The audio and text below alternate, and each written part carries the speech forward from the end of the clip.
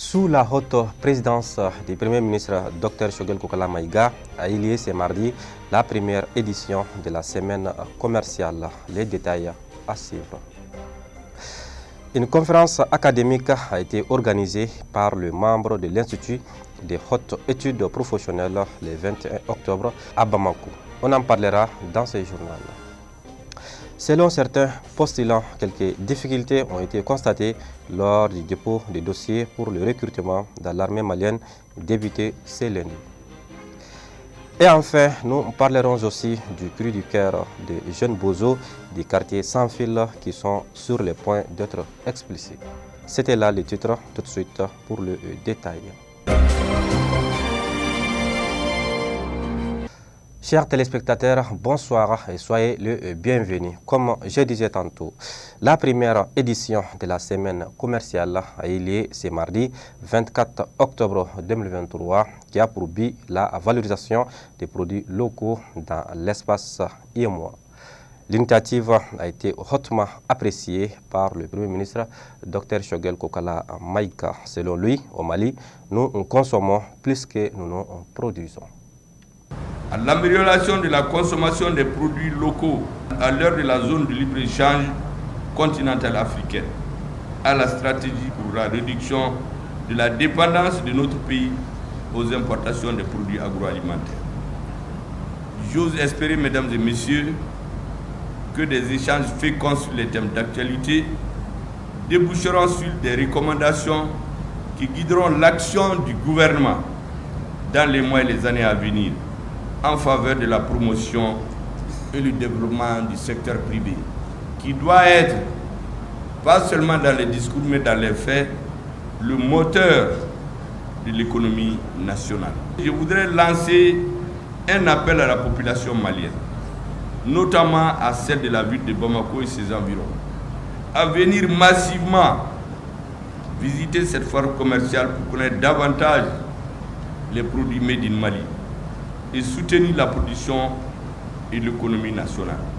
C'est avec le soutien des Maliennes et Maliens que de nouveaux emplois pourraient être créés, que davantage de richesses seront créées pour la réduction de la pauvreté et l'amélioration des conditions de vie de la population en général et des femmes et des jeunes en particulier.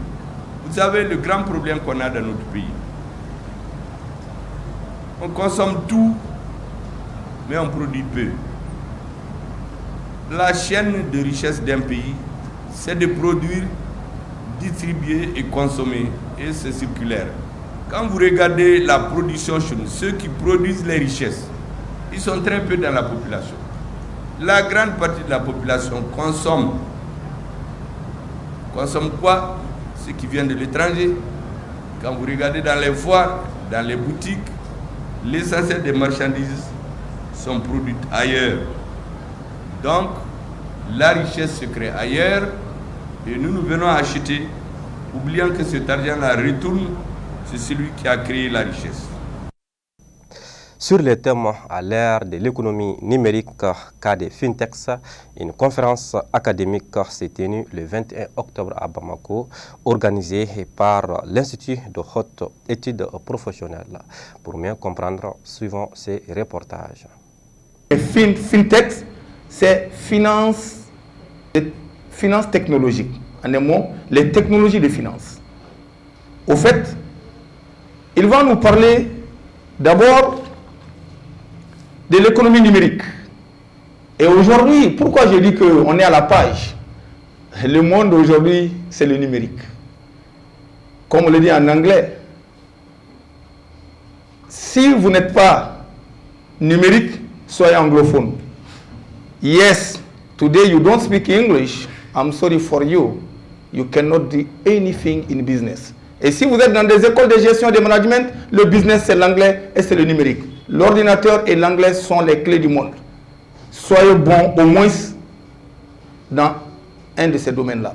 Donc, l'économie numérique est là. Il va nous en parler. En deuxième temps, il va rentrer dans ce qu'on appelle les acteurs du numérique. En troisième volet, il va rentrer dans les définitions pour nous donner les concepts de FinTech, les définitions pour qu'on comprenne mieux de quoi il s'agit et nous parler des startups. Ensuite, il nous donnera les technologies qui sont derrière les finances. N'est-ce pas? Les technologies qui sont derrière FinTech en fait. Et il va finir par nous donner le cas des FinTech ici au Mali. Donc voici des points sur lesquels il va nous briefer. Et je vous invite à être attentif, être curieux. C'est ça aussi l'étudiant. Donc, messieurs les conférenciers, nous sommes là. On va vous écouter. Et après, nous allons poser nos questions. Et j'espère. Du Web 1 au Web 3, il y a eu beaucoup de choses qui se sont passées. Imagine une société qui veut exister et qui veut rester dans le Web 1. Ça ne peut pas marcher. Ça ne peut pas marcher. De par ce que vous avez dit, c'est-à-dire que les entreprises s'adaptent à la réalité du moment, je pense que ça doit être le leitmotiv même de toute entreprise. On n'entreprend pas, je l'ai dit, on n'entreprend pas pour soi-même. On entreprend pour résoudre une problématique. En dehors de la problématique, on entreprend pour pouvoir monétiser ce qu'on a comme idée. Déjà, pour résoudre la problématique de 2000 n'est pas la problématique de 2020, par exemple. La problématique de 2020 n'est pas la problématique de 2023, ainsi de suite. Donc, à chaque fois que la problématique change, il faut que toi, tu adaptes ton business model à la nouvelle problématique pour être plus performant, pour que ton entreprise ne meure pas. Voilà un peu ce que je peux dire. Je remercie beaucoup M. Diawara pour sa présence. C'est vrai que j'ai beaucoup communiqué sur l'événement. C'était aussi parce que, en réalité, moi, je pense, c'est ce que j'essaie de faire avec DICO. Je pense que l'écosystème entrepreneurial, l'écosystème financier au Mali est encore, ne s'est pas encore réveillé. Il faut vraiment qu'on se mette ensemble pour faire, comme diraient les jeunes, beaucoup de bruit, dans le bon sens du terme, pour que de ces bruits-là, que nos cadets puissent en bénéficier et qu'ils puissent faire mieux que nous. Je l'ai annoncé dans les titres, les dépôts de dossiers pour le recrutement dans les différents corps de l'armée malienne a débuté ce lundi 23 octobre 2023. Selon certains postulants, quelques difficultés ont été constatées au cours de cette démarche. Ils sont au micro de Maria Nyari. Nous sommes là aujourd'hui à propos de notre dépôt des dossiers pour le génie militaire. Par rapport, nous n'avons pas eu de difficultés d'abord quand même. Je suis venu faire mon dépôt pour avoir du travail. Au Mali ici, les jeunes, il y a beaucoup de jeunes diplômés qui ne savent même pas que faire avec leur diplôme. Voilà, on a vu des lancements et on est venu faire notre dépôt. Cette année, les dossiers sont nombreux. Déclaration de circulaire au bac et célibataire sans enfant. Et célibataire sans enfant, on peut permettre ça. Certificat. Même certificat, on n'arrive pas à trouver certificat. Il faut payer 1000 francs, 2000 francs pour avoir ton certificat. Alors que le certificat, c'est gratuitement. C'est gratuit. Mais on paye 2000 francs, 1000 francs pour avoir notre certificat. Je suis là pour être un candidat au sein des génies militaires. Oui, parce que j'aime mon pays. Bon, quand même, j'ai affronté beaucoup de difficultés. Comme les dossiers, pour préparer les dossiers. D'abord, je commence par la résidence. Pour avoir la résidence au sein de la police, il faut que tu payes 1000 francs d'abord, alors que c'est gratuit. Oui. Depuis là-bas, on a commencé d'affronter beaucoup de difficultés. À présent, partons hors de nos frontières pour s'enquérir des actualités internationales. On en sait plus avec Maïmouna Maïga.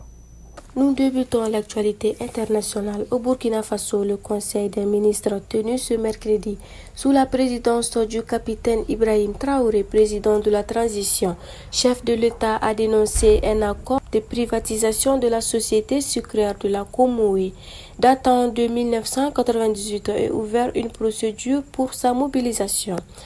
En effet, au titre du ministère du Développement industriel, du commerce, de l'artisanat et des petites et moyennes entreprises, le Conseil a adopté un rapport relatif à la société sucrière de la Komoui. Partons au Nigeria, la Cour suprême a confirmé ce jeudi la victoire du président Bola Tinubu à l'élection présidentielle du 25 février 2023. Dans sa décision, la Cour suprême a estimé que l'appel déposé par le candidat du Parti démocratique du peuple, PDP, Atikou Abubakar, n'est pas fondé. Par cette décision, la Cour suprême a rejeté la demande d'Atikou Abubakar sur la prétendue contrefaçon du diplôme de Bola Tinubu à l'Université d'État de Chicago aux États-Unis, au motif qu'elle n'a pas compétence pour statuer sur une demande qui n'a pas encore été tranchée par le tribunal des requêtes électorales. Et pour terminer, en RDC, un soldat du continent kenyan a été tué dans des combats avec les rebelles du M23 dans l'est de la République démocratique du Congo, RDC, a-t-on appris.